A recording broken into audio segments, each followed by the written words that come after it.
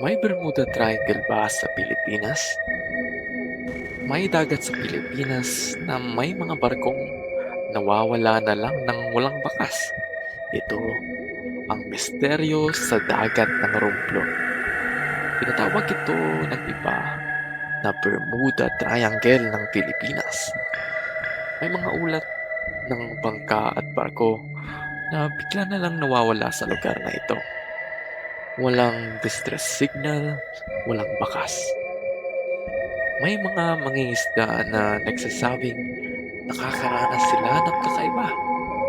Biglang kumakapal ang fog, malalakas na alon, at kompas na hindi gumagana.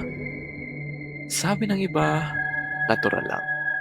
Malakas ang current at ang panahon ay pabago-bago. Pero para sa ilan, may hindi maipaliwanag na puwersa. Hanggang ngayon, ang dagat ng Romblon ay nananatiling misteryo. At kung maglalayag ka dito, kakabalik ka pa ba?